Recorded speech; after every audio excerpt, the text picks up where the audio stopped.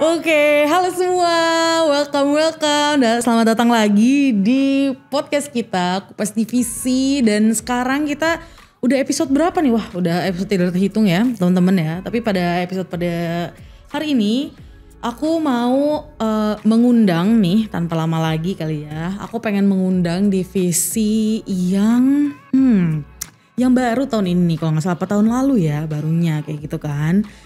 Dan divisi ini menyangkup lumayan banyak aspek-aspek yang penting gitu ya di switching company, khususnya di Alto kayak gitu ya. Divisi apa sih itu? Divisinya namanya adalah JRC. Wow, JRC itu apa sih? JRC adalah Governance, Risk, and Compliance. Oke, jadi tanpa lama lagi let's welcome Mbak Katy dan Mas Tony. Halo.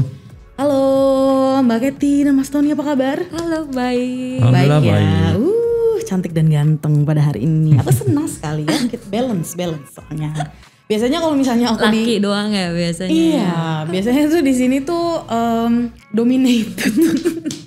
Dominated biasanya banyak laki-lakinya gitu ya. Tapi seneng nih aku pada hari ini ya. Gimana, berarti memang kabarnya baik gitu ya? Nggak ada yang sakit ya berarti ya? Sehat. Aman. Aman ya, aduh alhamdulillah, puji Tuhan kok kayak gitu. Oke, Mbak Katy sama Mas Tony, aku mungkin pengen nanya dulu nih kayak gitu ya. Sebenarnya kalau Mbak Katy ini di JRC gitu ya, dengan tadi namanya aku udah jelasin juga nih, Governance, Risk, and Compliance. Wah, ada 3 komponen tuh kayak gitu ya. Kalau misalnya Mbak Katy sendiri nih, dari Mbak Katy dulu nih, Mbak Katy tuh jadi apa sih role-nya di JRC?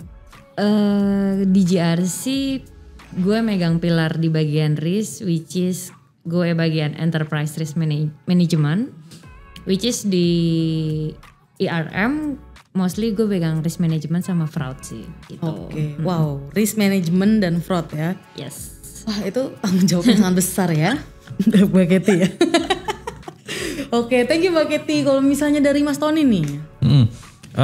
Kalau gue, tadi kan ada JRC ya, Governance, Risk, and Compliance. Kalau gue sebenarnya part dari governance-nya. Jadi kalau di governance itu ada timnya ada 2, tim Enterprise Architecture itu yang sekarang dikelola sama Chris Wahyu, sedangkan gue di Service Management Systemnya. Oke. Seperti itu. Jadi kita berdua lah governance-nya, gitu, seperti itu sih. Oke. Nah, boleh nggak sih sebelum kita masuk gitu ya, mengupas lebih dalam lagi sebenarnya JRC ini tuh kayak gimana gitu ya. Boleh nggak sih kasih tahu kita dulu gitu, basicnya dulu kali ya. Kayak gitu sebenarnya dari 3 komponen ini teman-teman di JRC itu ya, itu tuh ngerjain apa sih? Big picture-nya tuh seperti apa sih? Kayak gitu. Boleh mungkin dari Mbak Katy dulu deh. Mungkin kalau dari gue kayak gampangnya adalah, nggak gampang sih. JRC itu lebih ke internal control dan good governance lah buat di Alto. Jadi dari sisi kita punya 3 pilar, governance, risk and compliance, sama kebetulan security. Jadi kita make sure lah everything is running well, kayak ya kita comply dengan peraturan dan segala macam. Jadi kayak tidak nge-breach sesuatu yang membahayakan perusahaan gitu sih. Jadi kayak ya sebelum ada masalah keluar, jadi kita lebih ngejagain. That's why kayak mungkin kita bisa bilang kita kayak internal control kali ya gitu sih. Mungkin Mas Tony ada yang mau ditambahin? Gimana kalau dari Mas? Ya, bayangannya tuh kita tuh kayak yang bikin kalau orang jalan gitu ya. Orang jalan kan kalau lewat jalan tol ada pembatas-pembatasnya kan, kiri kanan terus ada rambu-rambunya seperti itu kan ya. Kemudian itu bayangannya kayak governance lah gitu ya. Kita bikin policy-nya, kita bikin prosedurnya bareng sama proses owner-nya lah pastinya ya. Kemudian di jalan itu biasanya pasti ada resiko kan ya. Kita di jalan itu kekencengan ya kan ya, bannya bisa slip gitu kan ya. Ada resiko kalau kita lewat perjalanan panjang gitu ya, lupa ngecek radiator. Resikonya apa? Overheat kan, seperti itu.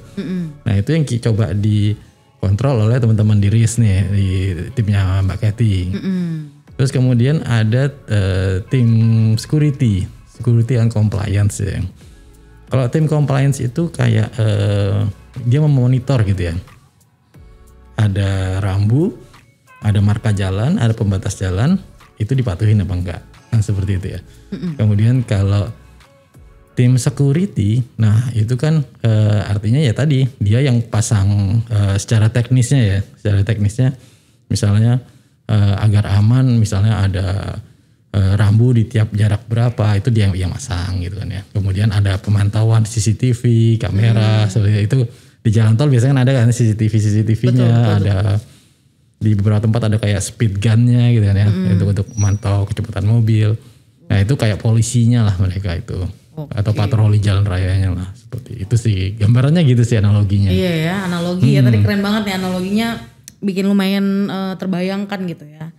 Nah tapi kalau misalnya nih mungkin aku mau tanya tadi ada governance-nya, ada bagian risk-nya, ada compliance-nya, ada security-nya. Mungkin pertama aku mau nanya tentang security-nya dulu kali ya. Kalau misalnya security-nya ini nih teman-teman di Aalto ini tuh biasanya tuh namanya juga security ya, pasti kan ada melindungi dan memantau gitu. Tadi kayak apa ya, kayak satpam lah ya, security kayak gitu ya.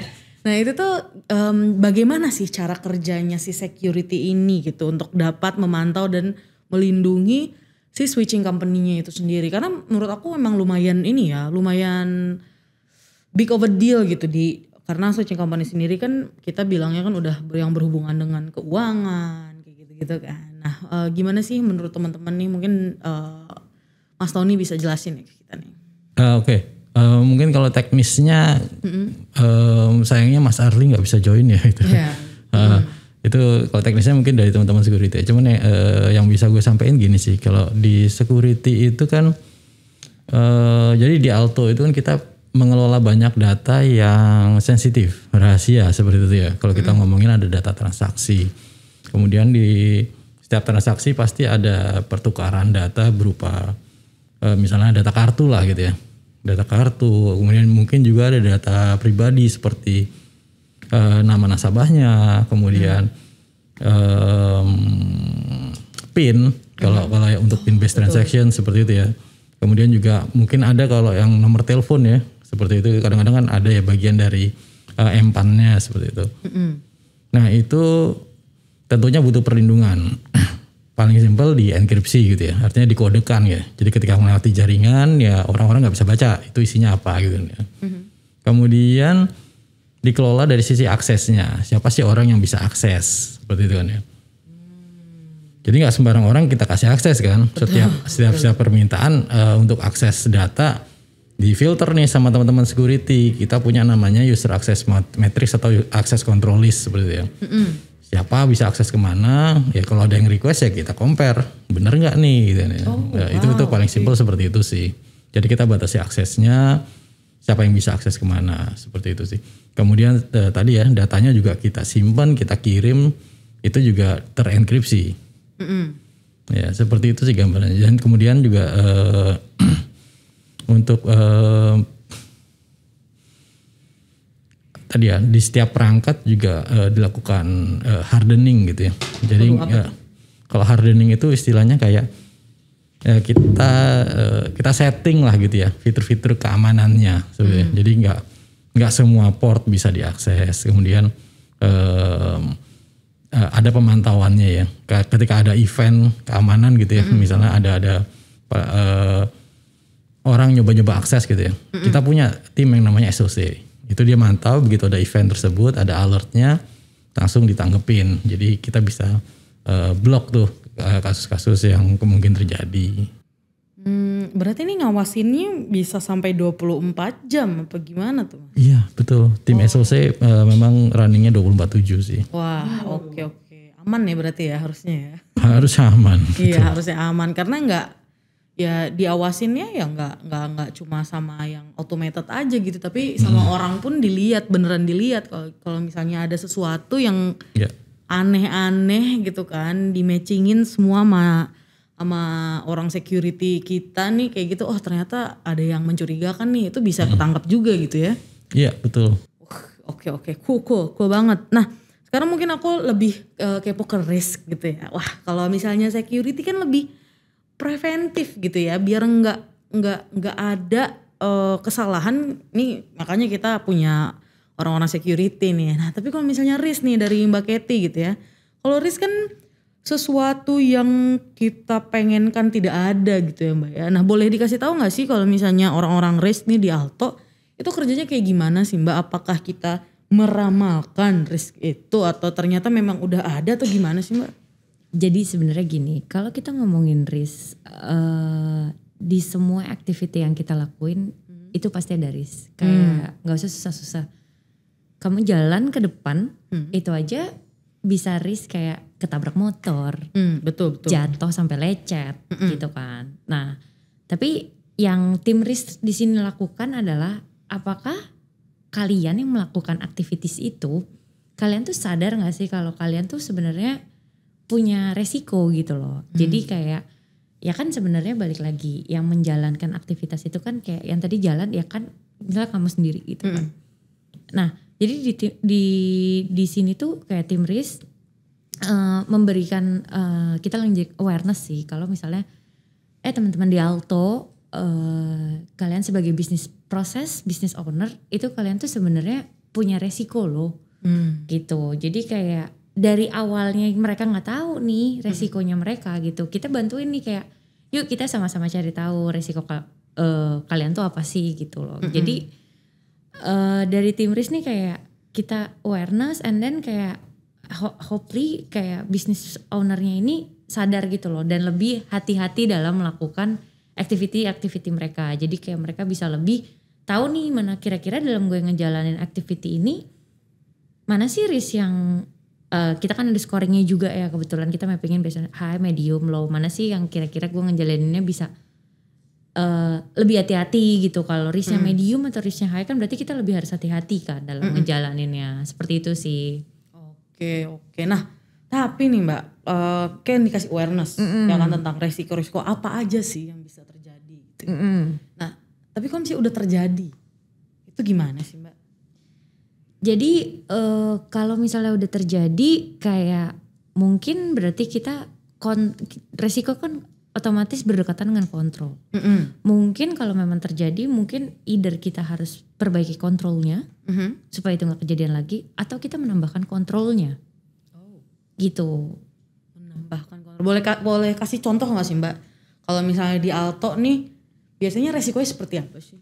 Oke, biar gampang aja kali ya. Kita lagi ngomongin COVID. Oke. Kan sebenarnya kalau orang ke kantor Alto itu ada resiko kena COVID. Betul. Ya kan? Dulu kita nggak punya kontrol misalnya kayak ya udah masuk aja gitu. Masuk aja kan. Sekarang kita udah tahu COVID naik segala macem, kita masuk Alto kita harus isi self assessment. Iya. Betul kan? Itu salah satu kontrol untuk kita kayak menghindari jika misalnya ada yang karyawan atau orang masuk ke kantor Alto, sarana Alto kena COVID. Mapping dari situ. And then dari tim BCP sama tim HR juga kayak melakukan kontrol untuk capacity dari prasarana yang ada di Alto gitu. Jadi kan sebenarnya kayak udah kejadian nih COVID. Ya kan, dulu nggak ada tuh kayak masuk kantor aja. Betul ya kan? banget sih, mau berapa orang juga ya bodo udah amat gitu betul. Nah jadi kayak udah kejadian, ternyata kita harus mappingin nih ternyata kita punya risk ini dan kita harus put additional control gitu. Apa sih yang bisa kita lakuin? Yang seperti tadi gitu sih. Oh gitu, oke. Penuh dengan perhitungan ya berarti ya. Anak orang-orang risk nih banyak banget nih perhitungannya. Kalau A apa sih resikonya kayak gitu ya. Tapi aku kepo lagi deh Mbak Kety nih, soalnya masih belum puas gitu ya. Jadi kalau misalnya yang tadi kan mungkin lebih ke perkantorannya gitu ya, ke orang-orangnya, people-nya. Tapi kalau misalnya dari switchingnya sendiri, apakah teman-teman risk gitu ya, itu juga menangani tentang itu atau gimana sih? Jadi gini sih, jadi kita itu berangkatnya sekarang lihat dari bisnis proses. Oke, bisnis proses. Betul. Jadi kalau dilihat switchingnya betul pasti kita juga melihat, tapi kita lebih fokusnya adalah karena kan kalau switching kan kayak it's satu whole dimana di semuanya itu ada kayak IT, Betul. ops, produk, governorship. Jadi kita ngelihatnya lebih ke switching tapi kita pecah-pecah lagi kayak ke division-division terkait gitu loh. Jadi kayak kita touch semuanya lah, semua divisi kayak kita berangkat dari kita ke IT, kita ke ada 11 kan ya. Divisi semua betul semuanya udah kita mappingin sih gitu. Oh wow. Jadi kita juga ngegriin, maksudnya nggak, jadi tim risk nggak kayak lo punya risk ini ya gitu, nggak. Jadi kayak kita ngobrol bareng, kalian yang ngejalanin, yuk kita mappingin bareng gitu sih. Oke, Gitu. jadi sinerginya tinggi juga ya ternyata ya. Betul. Oke. Berarti apakah si orang-orang risk ini nih, Mbak Kate ini adalah orang yang memang membantu divisi-divisi di Alto ini untuk melihat gitu ya, untuk nge-forecast sebenarnya ada apa aja sih risknya dan gimana cara menanggulanginya, betul nggak? Betul. Oke, Jadi gitu guys. dari tim risk juga maksudnya kayak kita juga ngelakuin nih kayak beberapa yang kayak testing gitu. Kayak kita ada disaster recovery testing, business continuity testing, yang kayak gitu-gitu sih. Jadi sebenarnya it's a part untuk kita ready dan siap kalau ada sesuatu happen gitu loh. Jadi kayak intinya mitigate kita lah gitu loh. Jadi kayak sebelum risk itu kejadian, at least kita orang-orang di Alto nih, orang dan application kita gitu udah ready gitu sih.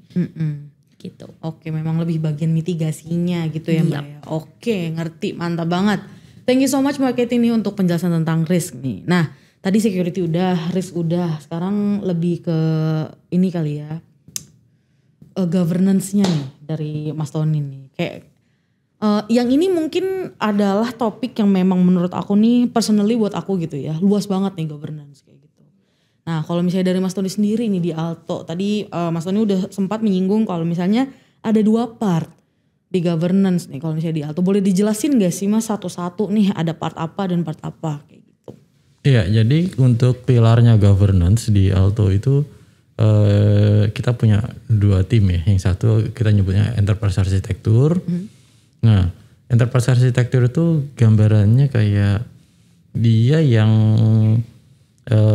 memantau gitu ya. Kalau tadi kan gue ngasih analogi kayak jalan, ada rambu-rambunya, ada marka jalan, ada pembatas jalannya kan, seperti itu. Betul. Nah, kalau di IE dia yang bikin rambu-rambu tadi terkait dengan teknologi.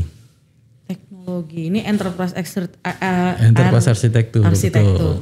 Jadi kayak misalnya nih teman-teman ada yang butuh solusi gitu ya, solusi apa gitu misalnya butuh aplikasi software untuk bikin gambar gitu ya. Nah nanti dari teman-teman IE yang akan apa istilahnya menstandarisasikan gitu ya. Oh untuk bikin gambar kan toolsnya banyak sekarang ya. Ada yang cloud based, ada yang desktop seperti itu ya.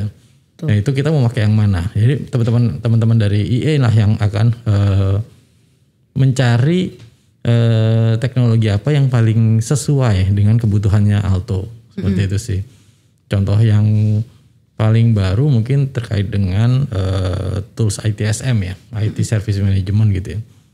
Mungkin teman-teman tahu ya kalau Helpdesk sekarang kita pakai tools, kita udah punya namanya Portal Service yang softwarenya sih namanya Ivanti ya. Cuman kalau di kita nyebutnya sebagai Portal Service gitu ya. Di situ ya itu salah satu yang programnya dari IE ya. Jadi untuk kegiatan ticketingnya Helpdesk sekarang udah pakai itu. Kemudian proses change management ya, ketika ada perubahan-perubahan di production system, itu request, kemudian monitoringnya, approvalnya sekarang juga udah lewat portal service tersebut, gitu ya. Okay. Jadi dari proses-proses yang ada itu kita diotomasikan gitu ya. Nah yang menentukan kita otomasi pakai apa itulah teman-teman IE. Jadi standarisasinya di mereka. Oh ini ya berarti yang mengatur sebenarnya infrastruktur dari infrastruktur dari apa yang kita pakai, software yang kita pakai gitu untuk menghubungkan di Alto tuh itu ya dari enterprise architecture ya? Iya seperti itu sih kedepannya sih nanti seperti itu. Oke, itu yang diinginkan, berarti lagi proses ya berarti. Lagi proses, betul. Saat ini kalau kemarin-kemarin kan kita sudah punya beberapa tools lah, banyak tools ya yang masing-masing kan memilih sendiri seperti itu ya. Dan kadang-kadang setiap tools itu, bukan kadang-kadang ya, pastinya setiap tools itu kan alternatifnya banyak dengan masing-masing kelebihan dan kekurangan ya kan, seperti itu. Nah dengan adanya IE sih diharapkan kita punya satu standarisasi yang apa istilahnya itu, yang sesuai dengan kebutuhan Alto, seperti itu sih. Terus selain tadi masalah standarisasi teknologi, teman-teman di IE itu juga mengelola repositorinya ya. Jadi kayak kita tuh punya teknologi apa aja sih, seperti itu. Itu dipegang sama siapa, kemudian performanya seperti apa, itu di teman-teman IE juga. Oke, oh jadi dilihat tuh ya, apakah itu nanti maksudnya akan diamankan atau gimana? Iya betul. Diamankan gitu ya? Betul, jadi kalau misalnya ada solusi yang ternyata banyak bugsnya ya, banyak masalah. Harusnya dari teman-teman IE juga nanti akan cari alternatifnya nih. Ini kok sering isu gitu ya, solusi ini gitu ya. Coba cari solusi yang lain. Oke, berarti nge-provide ini juga ya, nge-provide solusi juga ya berarti ya. Jadi memberikan rekomendasi tadi kan ya, standarisasinya seperti apa. Oke, nice. Oke, nah kalau misalnya satu lagi, itu kan enterprise architecture nih. Nah ini di tim gue ya, itu di service management system. Kalau kita sih bisnis prosesnya yang pertama soal dokumen ya. Dokumen. Jadi kayak tadi yang bikin rambu-rambunya gitu ya. Policy dan prosedur itu di tim SMS seperti itu ya. Jadi kalau teman-teman ada yang bisnis prosesnya itu perlu apa istilahnya, dokumentasikan seperti itu ya. Agar lebih konsisten berjalannya gitu. Itu bisa kita ada requestnya lah gitu ya, seperti itu. Bisa request ke kita. Yang sebenarnya kalau nggak request pun kita akan suatu saat pasti akan approach juga gitu ya. Cuman kalau misalnya ada yang urgent gitu ya, bisa request duluan lah kayak gitu. Jadi nanti kita akan diskusikan seperti apa prosesnya. Tentunya proses yang kita buat nanti bukan hanya sesuai dengan kondisi sekarang, tapi akan kita lihat comply nggak ke misalnya ke regulasi, comply atau enggak misalnya ke best practice ya. Jadi kita udah punya beberapa standar ya, sertifikasinya seperti itu. Nah itu kita akan lihat align nggak ke situ. Nah itu tadi soal policy dan prosedur, dokumentasinya.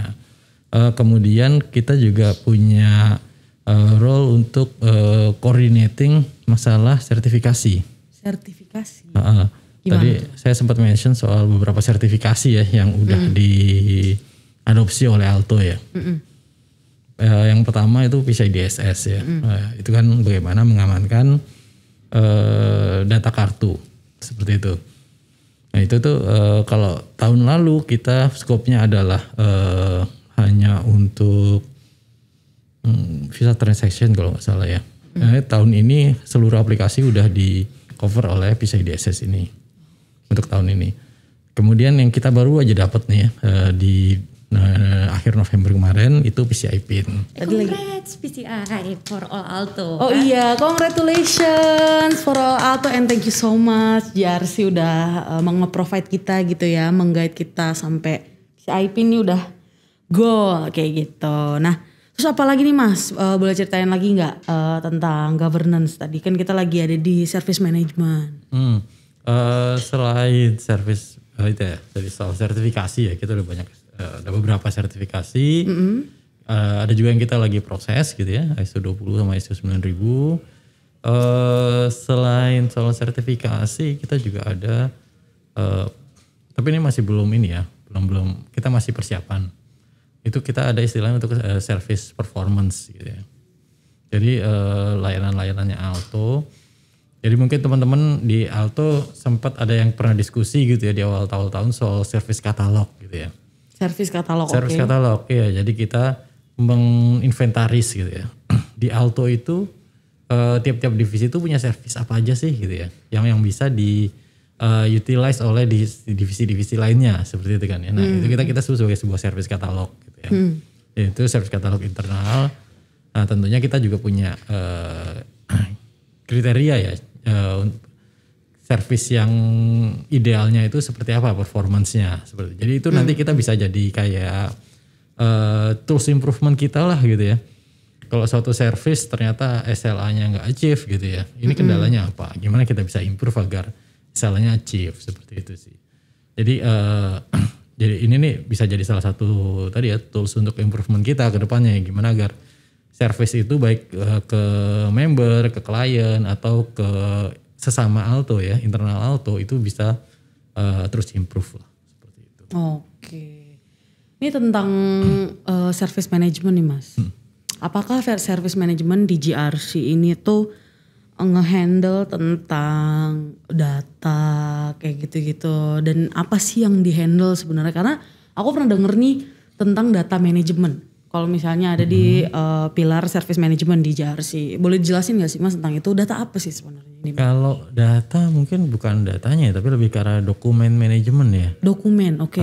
Yang tadi sempat disinggung ya soal policy and prosedur itu sih. Oke. Jadi kalau ada policy atau prosedur gitu ya, kita mengadministrasikannya, kemudian kita taruh di tempat yang bisa diakses semua orang gitu ya. Jadi gimana agar orang-orang tuh ngeh gitu ya. Ada policy A, policy B, prosedur A, prosedur B, dan tahu kalau mau lihat atau mau baca kalau butuh ya ke depannya mesti lihatnya di mana gitu. Jadi kita ke depannya akan punya satu repository yang tercentralized. Itu nanti pakai portal service itu juga ya yang Ivanti tadi. Ya, Ivanti. Jadi teman-teman kalau mau akses bisa tuh ngeliat ke situ nanti. Jadi misalnya nih pingin request akses ke ya aplikasi atau mungkin atau emailnya ingin di upgrade gitu ya. Policy atau prosedurnya di mana sih? Ya, coba bisa di searching nanti di portal service itu, cari apa istilahnya keywordnya gitu ya, akses. Gitu. Muncul tuh kira-kira SOP atau prosedur atau policy yang related tuh yang mana aja. Gitu sih. Oke, berarti semuanya ada di situ. Policy, SOP, semuanya ada di situ. Betul. Di portal service tadi gitu ya. Yes. Oke. Jadi nanti teman-teman lebih gampang nih nyarinya gitu. Kalau butuh policy atau prosedur yang buat referensinya. Oke, emang biasanya tuh policy apa sih yang dipegang sama JRC? Atau semua? Semua policy dan prosedur di Alto nanti decentralized di SMS. Oh gitu. Tapi ini ya berarti ya JRC itu yang memegang platformnya. Yes. Tapi kayak mungkin ada policy HR atau ada policy project tertentu, tapi ada tetap di situ ya. Ya, tapi kalau untuk kontennya nanti itu domainnya process owner ya seperti itu. Oh oke. Jadi kita lebih memfasilitasi untuk pembuatannya, memfasilitasi untuk standarisasi template-nya seperti itu sih. Kemudian juga apa tadi ya untuk sosialisasinya lah ya agar orang bisa akses kan seperti itu. Oke. Berarti kita harus lebih familiar ya Alto Family ya, terhadap Ivanti ya. Harus dipelajari nih. Nanti ada sosialisasinya. Oh ada sosialisasinya guys, ditunggu ya. Mudah-mudahan ini kudisnya udah keluar ketika udah dijalani sosial. Kira-kira sosialisasinya kapan nih? Mungkin bisa dikasih teaser nih kita dari sini. Lagi disiapin sih ya. Oke. Tunggu tanggal mainnya. Tunggu tanggal mainnya. Ternyata belum boleh nih guys dikasih tahu di sini. Tapi nggak apa-apa. Kita tunggu aja. Mudah-mudahan kita bisa lebih familiar gitu ya nanti sama Ivanti ya. Karena ternyata penting banget. Itu adalah sebuah platform yang penting banget untuk kita tahu nih Alto Family kayak gitu ya. Si Ivanti atau service portal kita nih nanti. Kayak gitu. Oke. Nih ada satu lagi pertanyaan tentang GRC. Mungkin banyak banget orang penasaran kayak gitu ya. Ada kata-kata komponen compliance kayak gitu nih. Menurut aku personally ya, itu kata-kata yang menurut aku kurang nggak terlalu familiar gitu didengar kayak gitu kan. Bukan bahasa sehari-hari nih compliance kayak gitu kan. Dan salah satu komponen atau misalnya salah satu pilarnya adalah compliance. Apa sih compliance itu dan apa yang harus kita comply, atau apakah ternyata member-member JRC harus comply sama party yang lain apa gimana sih? Boleh dikasih tahu nggak? Kayak gitu. Mungkin boleh dari Mbak Kety atau dari Mas Tony, siapa nih? Mungkin tambahin aja kali ya Mas. Oke, boleh Mbak Kety. Mungkin part dari compliance adalah ya tadi misalnya kayak Mas Tony bilang standarisasi, bukan sertifikasi. Oke. Sertifikasi kita banyak nih sertifikasi, kayak kita ada kerjasama juga visa security segala macam. Jadi compliance ini lebih kayak memastikan bahwa kita ini comply dengan standar-standar yang ada dan sudah dimiliki oleh Alto. Jangan sampai kita Alto sebagai company itu breach the standard atau below the standard lah. Jadi kita tetap ngecek gitu loh, kayak apakah udah sesuai atau belum gitu sih. Jadi kayak ya compliance itu ibaratnya yang ngejagain lah. Tadi kan Mas Tony apa ya? Mas Tony itu kan kayak gambarinnya pakai tol gitu kan ibaratnya. Jadi ini mungkin compliance tuh kayak gerbang tol kali ya Mas ya. Iya kan, betul. Jadi kayak memastikan nih kayak nggak keluar atau kayak port apa sih kiri kanannya gitu loh. Jadi penjaganya kayak, itu iya, ya. Buat ngecek juga kayak gitu sih. Mas Tony mungkin mau ada yang ditambahin? Paling gini sih, kalau tadi kan ambil contoh yang standar ya, compliance to standard or to best practice seperti itu ya. Selain itu juga kita hand in hand sama tim legal gitu ya. Jadi kalau tim legal itu kan legal and governance relations ya. Jadi ketika ada regulasi baru gitu ya, atau ketika ada peraturan sama ya, regulasi juga. Undang-undang baru lah seperti itu ya.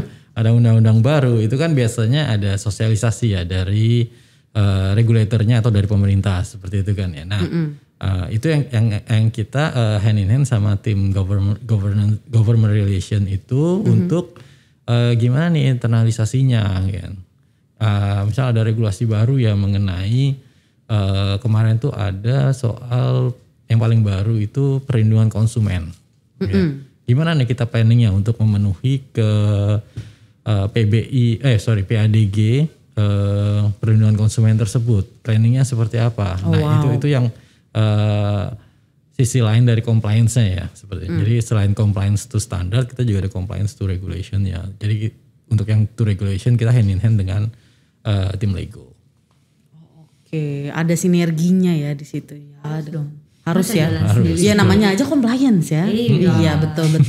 Oke. HR aja Alto Fem. Betul sekali, HR aja atau fam ya kan. Family kan harus saling tahu sama Iya, betul. Harus didukung ya guys. Betul, harus dijaga security-nya, comply sama semua policy-nya kayak gitu ya.